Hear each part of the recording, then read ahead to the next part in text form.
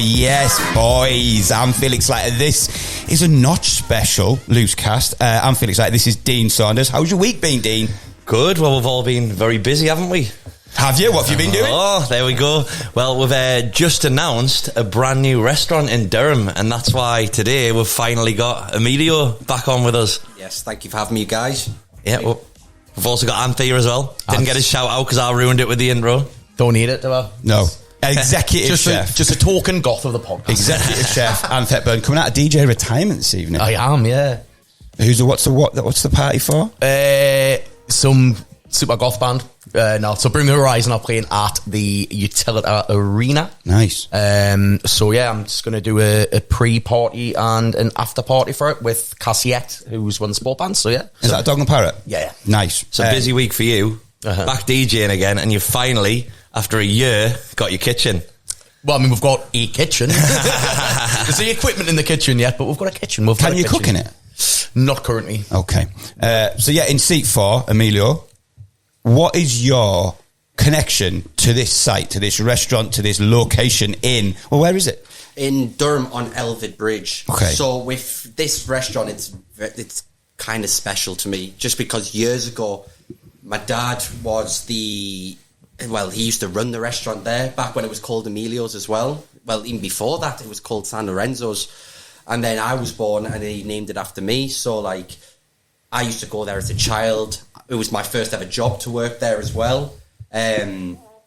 So, like, I've got a lot of history with this building. So, for us to go, to go from that and then have, like, the whole, like, come round for me to get it, it's just, this means a hell of a lot to me. And even to my dad as well. I think it just means that so much to him to see, like, this come back into the family hands. So it's going to be called Notch? Yes. Where'd the name come from?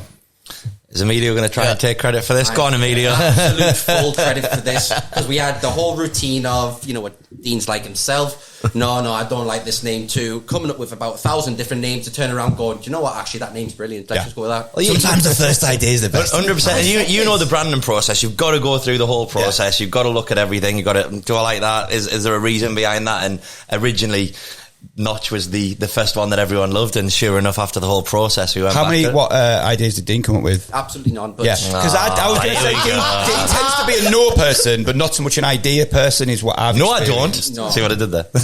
And let's go to the executive chef. Yo, what is going to be on the menu? What's the idea of this restaurant? I mean, well, to be fair, obviously there was original conversations with a lot of like what kind of style we're going to go down, but I mean, I think Amelo will speak about this a little bit more than me, really, because it was your vision, really, wasn't it, to go into it? So, but yeah, we think there's a gap in the market currently in the northeast for like a smokehouse, and it's really kind of picking up speed again around the UK.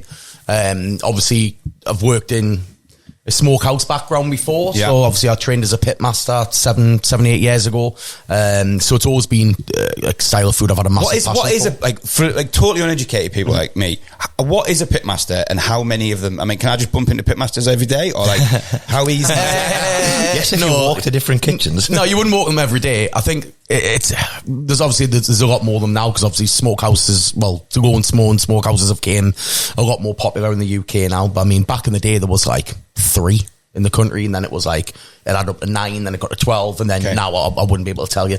But yeah, it's basically a pitmaster is a guy or girl that just smokes all the meat. So during the night, into the mornings, because obviously it's not a quick process. You're talking, a brisket, you're talking 12 to 14 hours. Ooh. Pork butts, you're talking 16 to 18 hours. So it's not just like turning up, rocking it to work in the morning, turning the oven on, getting the pan out and cracking on. It's a very, very long process. So yeah, it's very, very exciting to get back in the pit. And if we talk about I went to a barbecue place in San Francisco a few years ago. It was incredible, like baby back ribs with sauce. The chili they did was unbelievable. So is there any barbecue places that you've been that stick out? Have you been to a favourite barbecue in the past? I think obviously the standard Red's barbecue, obviously we've been, which is, again, I think you were there once upon a time, weren't you? Yeah. I used to love Red's, obviously went there quite a lot, but as I might have mentioned on a podcast or two, I've never been to America, so okay. I don't know if I mentioned that yet, lads, no, not yet. But obviously with that, I've had a few of my American friends commenting on the post. I've seen Keith's wife Mal also commented, didn't she? Yeah, said we're going to be coming and testing it and making sure that it's up to scratch. Is there anywhere you've been that like stands out that you maybe gave you some inspiration or gave you some food for thought? Is there anywhere you've been on that front? So no, I used to go to Red 15 quite a lot, and the food was just immaculate, like for the type of food that we like. But I got the inspiration for this was, if you see like on the likes of like TikTok and even down in London especially, there's so many restaurants that are popping up when the American food style is just exploding at the minute. And that was what gives the inspiration for up here. And it was quite funny how it actually all worked out, because when I first met Anth, and we came with the and just spoke, obviously he was the chef and that, then I came and he went, so what's the type of food you want to go with? And then I was like, oh, well, I think like the American style of food for the Northeast would be good. And Anth went, well, ironically, I'm a pitmaster. It's like it's what I love. He said it very modestly though, didn't he? He's very modest, our Anth. He did. Well, he did. Look at him. He did. So it just look at him. it did work out. It was like it's meant to be. How we just got put together. Two different people never met, and then this is what my idea was. You played football with him? I didn't know about him.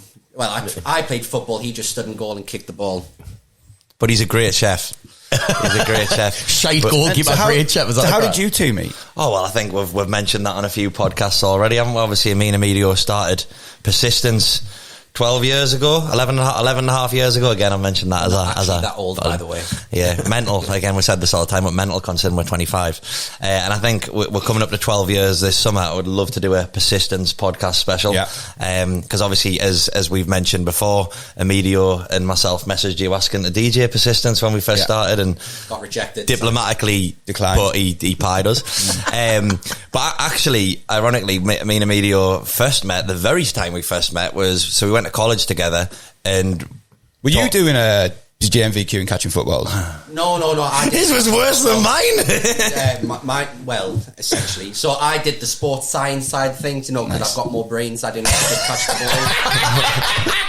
ball. Anybody who knows Emilio knows that's categorically not true. I can see you doing the laughing, but everyone knows Emilio is not clever. I did the sports science behind it. Yeah. Dean was playing with balls, so nice. That's all I can say. Ladies and gentlemen, welcome to the roast of Dean Saunders LooseCast. Barbecue roast. So, hey. Slow roast. So we went to college together, and we were the only two Middlesbrough fans in the whole of college, weren't we?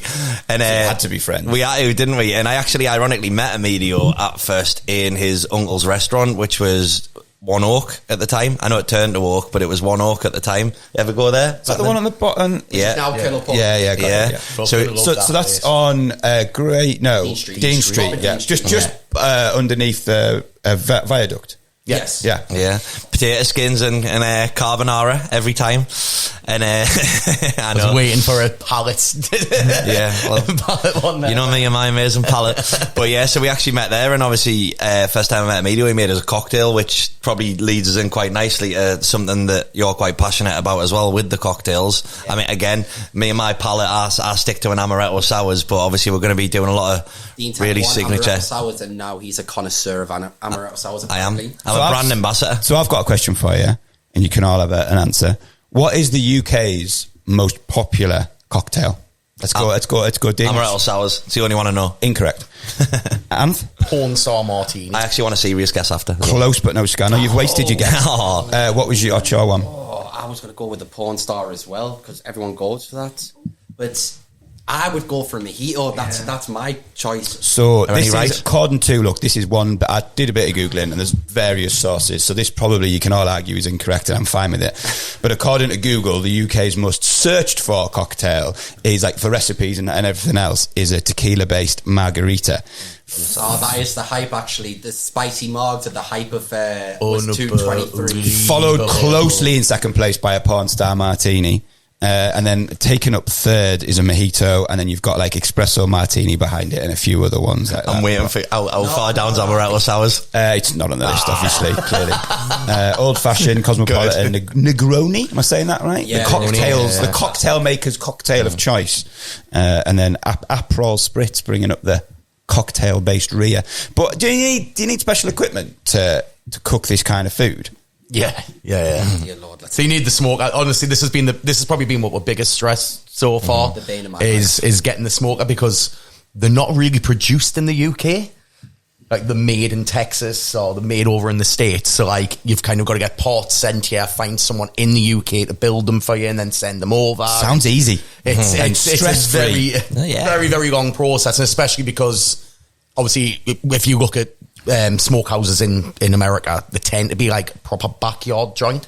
So they're like the smoke things in like the car park, and they've got like these big old like tunnels or like viaducts or like old fire trucks and stuff back in the day that they're doing. It's obviously just all wooden charcoal. To be honest, a lot of the ones I've been to in the States, I mean, I was in sort of like the deep south at this point, but they were proper dive back. They were literally wooden shacks. Like the tables were just, like absolutely no high-endness to it whatsoever. Crayon signs outside. It was incredible. Like you say, and even when we were driving like a hire car to get there, you were like, is it safe to park here? But like some of the food was just incredible, like the places you went in. So the legislation in the UK is a little bit different for it. So like you've got to do it off like an electric smoke. Right. So it's the same process. It just means like you can man your temperatures a little bit more. You still use wood. So like hickory wood, cherry wood, I think will probably be the two we'll go with. The process of it and everything's Fast forward to the end though, we are sorted. Yeah, we do have one. We do anyone watching it, we are sorted. So if you're walking in, you're walking over what's the name of the bridge again? Elvid Bridge. So you're walking over the bridge from like kind of the centre of Durham behind you, like Tesco's and all that kind of stuff, like that bit that I would think of as the centre of Durham. You're walking over the bridge, you see Notch on your right hand side, and you walk in. What am I going to see, Dean? Like, what are people going to see? What's the experience inside going to be like? Oh, well, we're hoping everyone's really impressed with what we're doing with the inside of the venue. We've worked very hard with the design, and it's going to look incredible. Obviously, they're going to see lots of happy people eating some incredible food, drinking some amazing cocktails. Obviously, ourselves will be there a lot. So obviously, Emilio's here as well. We've got Stuffy. He's been very quiet over there, hasn't he? But Stuffy's going to come on for the second half of the pod. Although we don't know if we're going to introduce him as Stuffy or Dan. We'll get to that a bit later. And I think just what we're trying to accomplish is just a really nice meeting place where everyone comes, has some incredible food, has some nice drinks, and it's always a really good atmosphere with really nice staff and a really nice team. And we're just really excited about it, to be honest. And before you even walk in the summer, I don't know if you want to touch on this a little bit, but the outdoor area of this particular venue is incredible, and I think that's going to be a real... Is that out the back then? You're not talking about seats on the bridge? Yeah, there's going to be a real key piece of Notch during the summer, so I don't know if you want to touch on that, Emilio. So like one of my favourite times in Durham is summertime. Obviously, a lot of people always go to Durham for bottomless brunching, day drink and stuff like that. So where it is on the bridge, it's perfectly placed. So we get the sun from literally the start of the morning until late afternoon, and we have seating outside the restaurant that can go quite far up the bridge and that as well, where you've got all the people watching you you've got all the sun all day. It's fucking unbelievable views as well. It's beautiful views. You can see the cathedral just from it there. You can see the city just from there as well. Like it is just like the perfect. I'm sure there's like a term for this when you're buying a house and it's the garden. It's like it runs north to south. Is that right? So obviously the sun comes up and then just stays in a way that is uninhibited onto your seating area. Yeah. That is a recipe for dehydration. And I'm also really impressed. You don't managed worry, all the that bar is conversation. fully stocked, my friend. I'm really impressed. You mentioned all that conversation about the sun without making one goth joke at Ant. You've done very well. You've been very prepared. He'll be in the kitchen. It's fine. He will. He will. So menu highlights, boys. Give us one thing each that you are looking forward to eating in the restaurant. I'll start with Emilio. Oh, just one thing? Yeah. Many a thing. Oh, because to interrupt, sorry, Danny Bond episode the other week, the 72-hour fast. Emilio is currently doing that, by the way. Ah, yeah, incredible. I've been doing that, yeah, once a month since last September. Wow. Great for anyone that wants to try it, by the way. Felix agreed that him and Ant would do it when Danny did it. Shaq also mentioned it. And Danny's already started it, and I literally walked in with a sausage roll. He messaged me and he said, didn't do very well. I started on Sunday. I went, sorry, I'm going monster trucks. Yeah. But yeah, menu items. So mine would be the smoked brisket, one of my favourite meats, and once it's done like low, slow, cooked out, I just think incredible. And there's nowhere I could think of that could do anything like and that. How long are we smoking that for? Be like 12 to 14 hours. So. Right, gives a menu highlight, Dean. Something you're looking forward to trying. Do you know what I'm looking forward to? The ribs. What type of ribs? whatever Ant gives. We've had this conversation. I get told what I'm eating and I'll enjoy it. They know my palate better than I know. I love baby back ribs. That's what Ant, what am I enjoying? Is that what I'm enjoying? Yeah, so I mean, we're meeting with the butcher next week to kind of go over the process of the meat. And who is that? Is that like a local butcher that you've got? Yeah, so I've used the same company for like 12, 13 years now, which is Freeman's Great British Meat, just based on the valley, but they've got some amazing ties overseas to get like UDSA brisket in, which is a big thing. Like, you get smokehouse in the UK and they don't use like UDSA brisket, and it's literally the cattle's bred for this type of cooking process, and a lot of places don't do it. So you can tell, which you'll see if you look into it. The big thing with briskets is a smoke ring. Yeah, it's when you get that beautiful like pink outer core of it.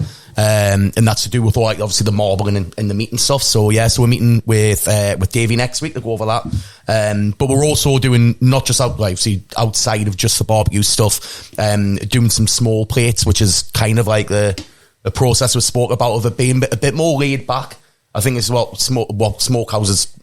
You think of a smokehouse and you just automatically think of the big trays of just like loaded meats and fries and carbs, and obviously we still want that nice kind of laid back, chilled out, have a couple of drinks, little nibbles and stuff like that. So we're doing some nice kind of American inspired. Is it somewhere you can come for a drink?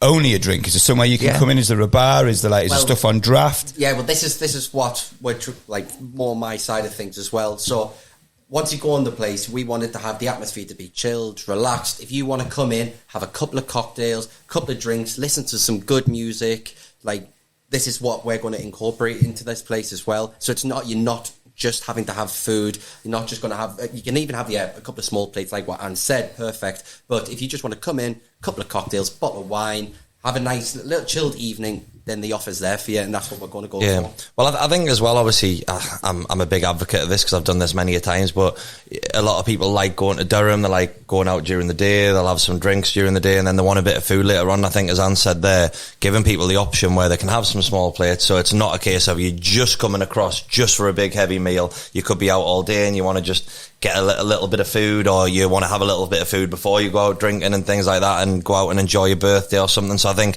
it'll hopefully incorporate whatever night somebody's after. So it's basically something for everyone at all times, everywhere. Yes. Yeah. Love it. Do you want to do the marketing for it? That was great. So Tin of Sardines, it's just over the bridge from you.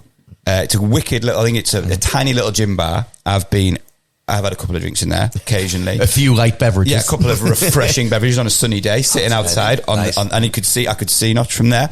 Their bold claim, and what we're going to do is we're going to go around the table, we're going to finish with Emilio, and then we're going to take a quick break and we're going to bring Dan in, and he's going to give the same answer to the same question. So if Notch was to make a ludicrously bold claim about itself in the way that Tin of Sardines says it is the world's smallest gin bar, what would Notch's incredible claim be? Now, I know the restaurant hasn't opened yet. We need to have a little think about it.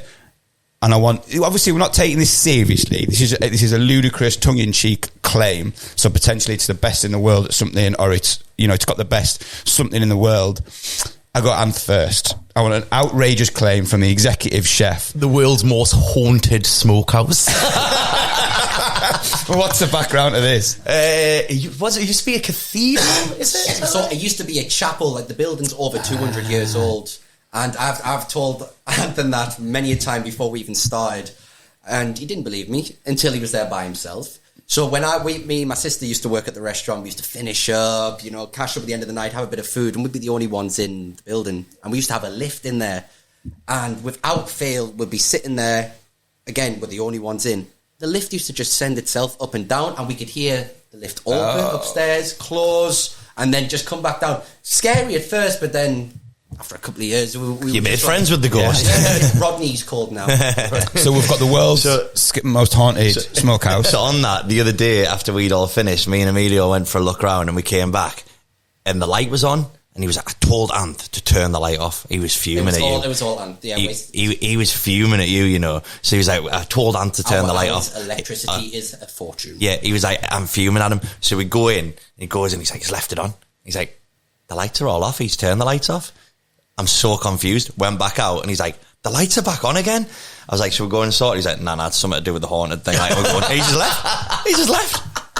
Dean was standing there all confused. Electric bill, ghosts. What does this mean? Stuffy upstairs going, woo! We've got the world's most haunted smokehouse. What's your outrageous claim about Notch, mate? Well, I keep getting wrong off Anth that on podcasts a couple of times I've made jokes about Anth not being a good chef, to which he says, we're doing restaurants and things like that. Why would you say that? So my outrageous claim is we have the best goth chef in the world at Notch. Nice. Right, Amelo, over to you then. After this, we're going to take a quick break. We'll be straight back with Dan. But your outrageous claim about Notch. The only small plate American restaurant in the UK. Nice. Right, we'll be back after this. 1, 2. Yes. Right, straight back after that little break where we all did 25 press-ups and went to the toilet. So that's what happens in this exciting podcast world. My guns are on fire. We're joined in seat 4 by Dan. How you doing, mate? Yeah, good, thanks, mate. Buzzing to come and try out Notch. But before we get to that, I want your answers. So before the little break, we were talking about Tin of Sardines making the outrageous claim that it's the smallest gin bar in the world. I think there's a smaller one in Newcastle. That gin closet. Yeah, on Highbridge. Yeah. Anyway, so what is going to be your tongue-in-cheek outrageous claim about Notch? Right, I think, I don't know if it makes sense. It makes sense in my head when I went over it a couple of times. But the world's friendliest restaurant, like people are coming in, and it's just going to be just such a nice experience that they're not going to know why they want to come back. They're going to come back. Do you know what I mean? That goes from like first impressions when they walk in, the staff, the vibes, the music, the food. It's just going to be an I can't think of the correct word. Encompassing. It's just going to like envelop you. Well, we're going to Felix for marketing, as we've seen on this. I'll just move my lips and you can put in a big word. Yeah. Well, I've got to go straight to as well. Obviously, you've been introduced as Dan, but I think everyone in Newcastle knows you're as Stuffy. Yeah, Stuffy's like the original, like that's where it all started, Stuffy. So Stuffy, the DJ alter ego. Is that like the serious restaurateur? Is that the difference? Well, I'm going to use my birth name. I think. You know what I mean? Spent a lot of money on private education. Of course, Stuffy. You know what I mean? So should be proud. So I can, I'm like Stuffy I've DJed in Newcastle for like 20 odd years. So, and that just sort of naturally came. I did start as like Dan Stafford, but then Stuffy just. People are lazy. Do you know what I mean? Very lazy, mate. Very lazy. It's just going to be S at one point. Just off to other words as well. So I want some of these baby back ribs, right? Yes. You started talking, my mouth's watering. You mentioned small plates. I'm talking about drinking all day in the sun, sitting outside in Durham. I'm excited.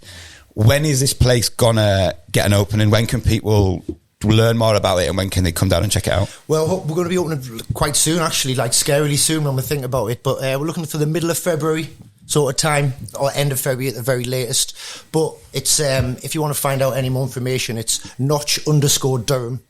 That's on all the socials, Facebook and Instagram. So if you want to check that out, that'll give you all the information, like as and when we're getting close to that launch date. So perfect. And I was going to say, just so our exec chef doesn't have a breakdown, the end of Feb obviously will be the soft launch as well, isn't it? Which is why we always do a soft launch. But first off, we always do friends and family. We take care of the people who got to this stage. I think is probably the best way to put it. 100%. And then soft launch, which makes it nice, and then a nice opening to kick everything off, which is obviously why we'll put out on the socials February, March, just obviously so we've got enough time to get everything absolutely ready. And I think like you say, well, there's a lot of people we need to look after because everyone was super supportive, weren't they? Definitely, the feedback's been unbelievable. So it's scary how much happens in a very short period of time, though. Like one of these projects, and I'm going to come to you in a second about how long you've been thinking about this with Amelo, but I even know this with like nightclubs or bars. It's like the idea can happen, and then like nothing seems to happen for months and months, and then everything happens in about 3 days, and there's like contractors working 24 hours a day,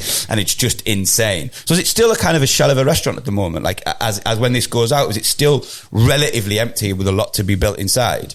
I guess obviously we've made a couple of changes, there's some things being taken out, so obviously as it stands, you could probably get it turned around quickly from where it is now, but we obviously are wanting to make a few changes and make it give it that wow factor when people walk in. When people walk into the friendliest restaurant in the world, we want to have that wow factor as well. Want to be wow, it's friendly. I think a big thing with the site as well, I mean, it's a beautiful building, obviously it's a listed building, so there's a lot that, you need to keep. There's a lot of things you can't do. Yeah, but at the same time, like, it is an absolutely incredible building that we wouldn't want to do too much to right. lose that factor with it. But obviously, you know, it's been a previous restaurant for a lot of years, and we need to put our own spin on it and update it and make it ours. And yeah, so, you know, that's where really the hard work comes in, and that starts now, like literally from today, pretty much. So, and how long has this acorn of an idea been with yourself and Emilio? Me and Emilio, we've been looking for probably 4 or 5 years. Okay. Somewhere along them, quite a while, and it's been a roller coaster of a journey, and looking at venues, getting close, not looking, sort of getting invited to look, and then going, no, only kidding. Like, it's been up and down. It's been a hard process. It's definitely not as easy as I thought it would be in my head.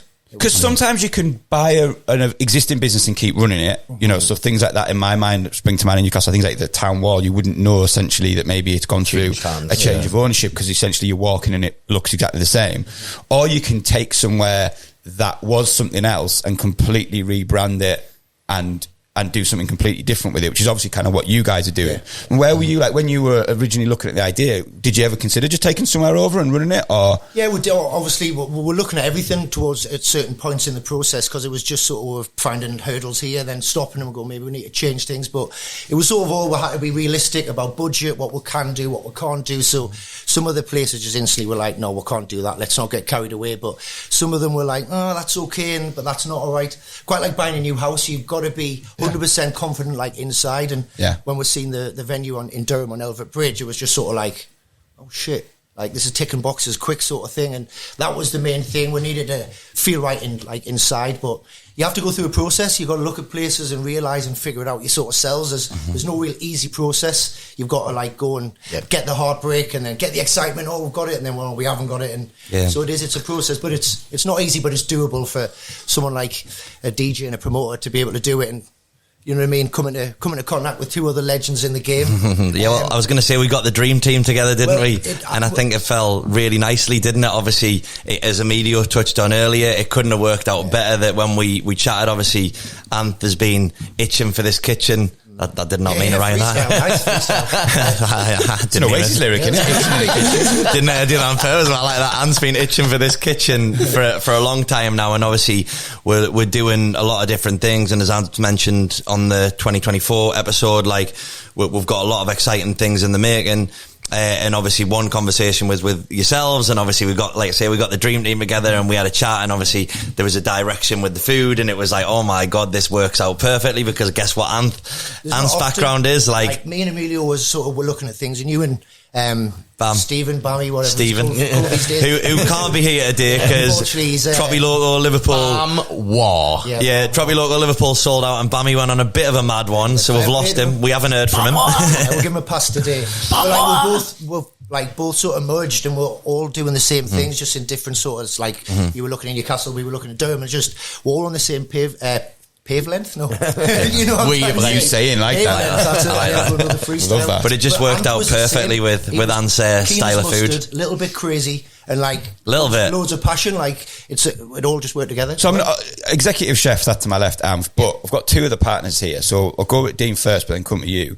There's obviously, you've got like the 4 partners involved you just mentioned, and in your own little way, in your own little head, in your own like little heart, what's the most important thing to you? Like, so I'll come to you in a second, but like, what do you like wake up in the middle of the night thinking about? What is something that, like, you know, is for you personally, working as part of a team, what's the most important thing to deliver with Notch?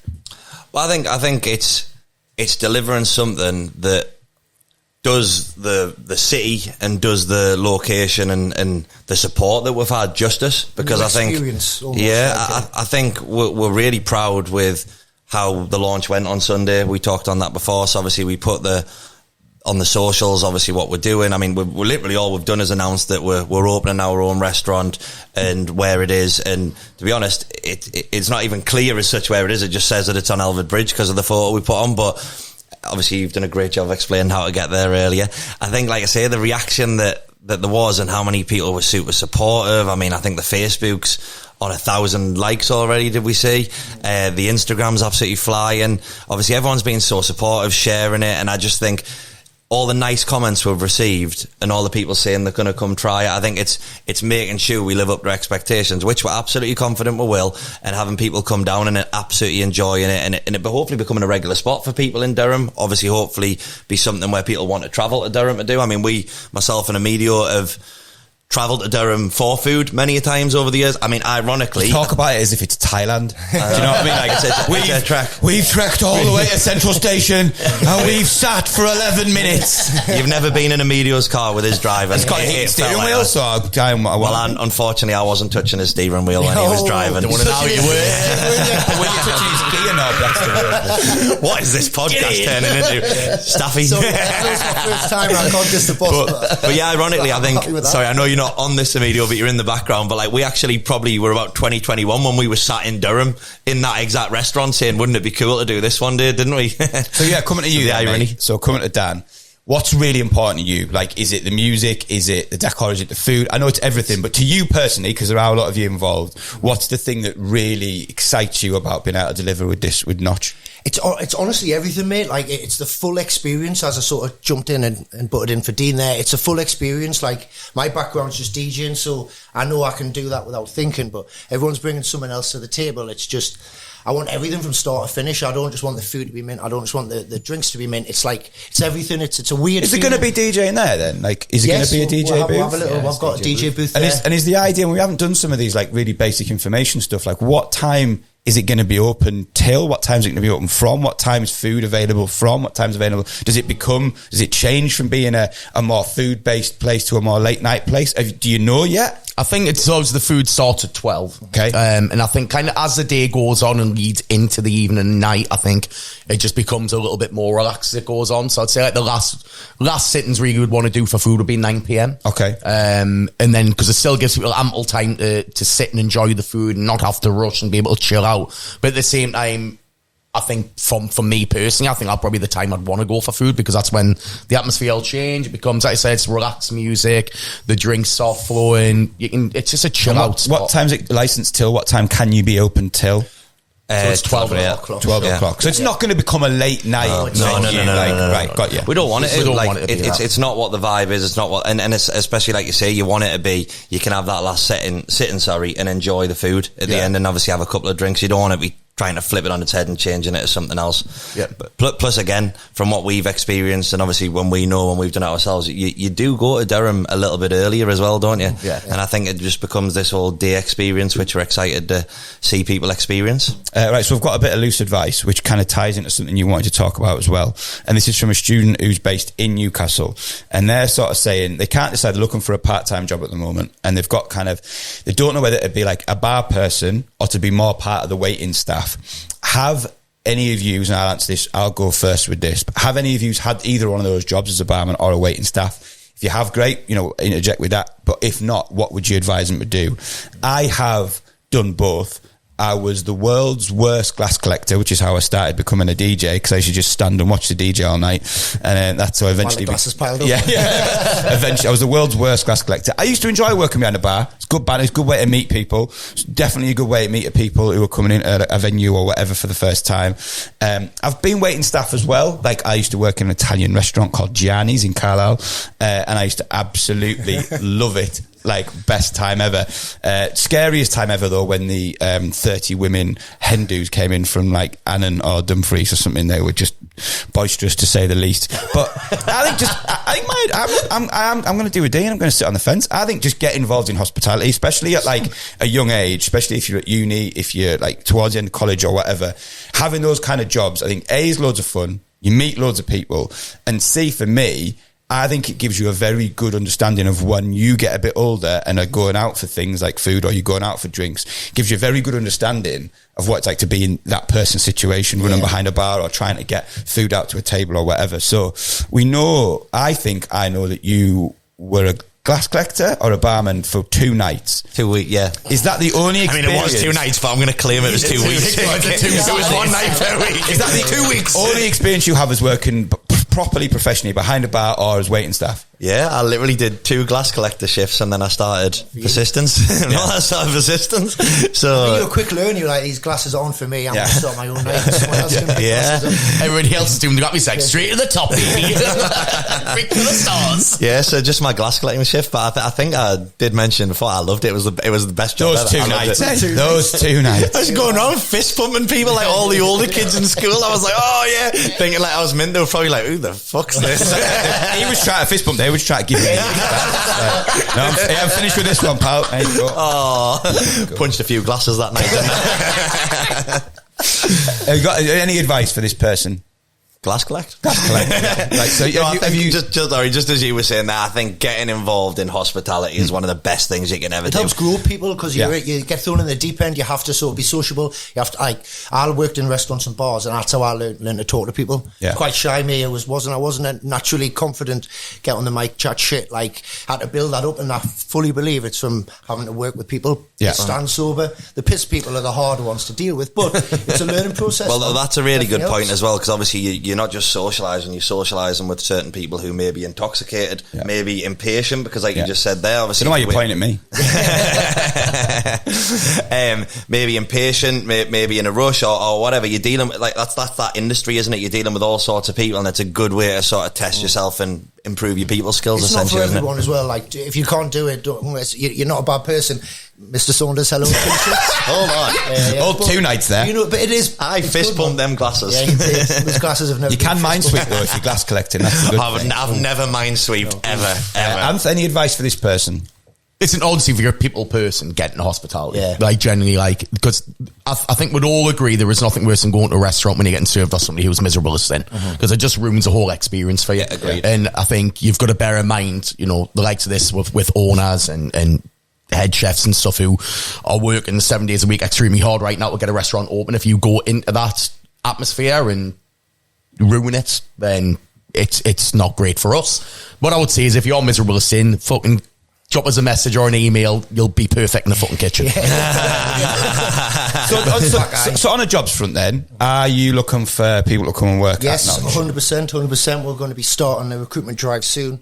But the _Durham, as I said, if you sort of keep on top of that and looking, we're going to officially put something out there. But by all means, if you think you've got what it takes, or you want to find out what roles are you going to be looking for?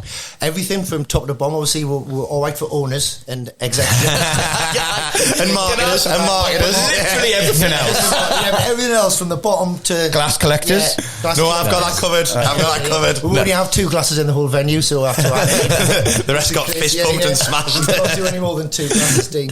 Also, I just want to jump in. I was a very good glass collector. No, I don't like this slam. What we really need bar staff. We need waiting staff, and there's a few jobs in the kitchen as well, especially if it's somebody that wants to learn the style of cooking, because that's how I got into the pitmaster and stuff. I was very lucky to work at Reds. Could someone become a pitmaster? So say if there was a chef out there who was interested and came and worked there, is there a system to then put them through a qualification? Yeah, I mean, you can do qualifications down south and stuff, but listen, I don't have any fucking, you know, NVQs in chopping fucking onions. Like, I got self-taught. I worked under absolutely incredible chefs that put me through my training and got us where I am now, you know what I mean? So I think, and I was just a shy 14-year-old kid washing dishes and hiding at the deep end, and thankfully it's became my trade now, and I've been very lucky with it. Have we ever asked how you got your first job?